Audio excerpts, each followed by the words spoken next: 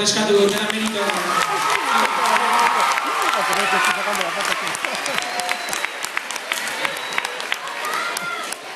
Hemen entzungo duguna, urte guztian zehar landutako bertsuak dira, azken bukaera honetan egin dugun bertsuak, honeako espresu dizuentzako. Konturatuko zinazten, Fernando momentuan okurritu zaio bertsua, baina ikusi zute bukaera nola azaldu den horrez, ikusi zute bertsua nola azaldu den. Orduan, lana errazteko eta zueke bai ikasleekin batea kantatzeko, azalduko dira hor ikasleen bukaera. Y ahora lo voy a traducir para que podáis seguir.